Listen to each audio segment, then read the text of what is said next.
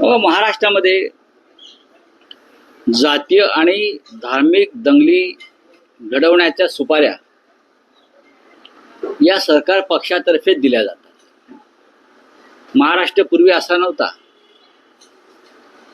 लहान लहान घटनावरून दंग्यांचे फडके उडतायत, हल्ले होत आहेत प्रार्थनास्थळांवर, सर्वत्र वातावरणात तणाव निर्माण करायचा, धार्मिक विद्वेष निर्माण करायचा आणि मग अशा पद्धतीनं समाजामध्ये विष पसरवून निवडणुकीला सामोरं जायचं. हे फक्त महाराष्ट्रात नाही तर देशभरात भारतीय जनता पक्षाचं एक राष्ट्रीय धोरण ठरलेलं आहे. कोणत्या विषयावरती त्याला धार्मिक रंग द्यायचा, कुरापती काढायचं.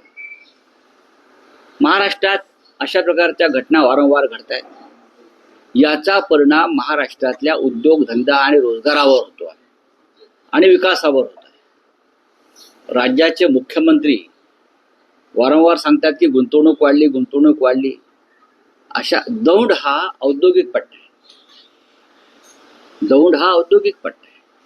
तिकडे MIDC आहे, त्या भागामध्ये कारखाने आहेत, उद्योग आहेत, बाहेरच्या लोकांची गुंतवणूक आहे. आणि अशा प्रकारच्या घटना जर घडत राहिल्या त्याला जबाबदार कोण आहे? पोलीस काय करतायत, मंत्री काय करतायत, कोणाचं राज्य आहे महाराष्ट्रात? ही गंभीर गोष्ट आहे.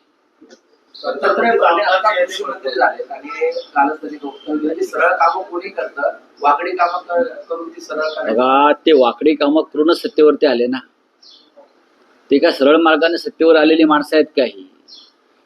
शरद पवारांच्या पक्षात होते, मग बेईमानी करून दुसऱ्या पक्षात गेले. हे वाकडी कामं करूनच जे सत्तेवर आले त्यांना सरळ मार्गानं सत्ता चालवताच येणार नाही. राहुल गांधी जे सांगतायत मतांची चोरी, हे महाराष्ट्रात पण झालंय ना. महाराष्ट्रामध्ये अशा प्रकारचीच वाकडी कामं करून सत्तेवरती आलेले आहेत.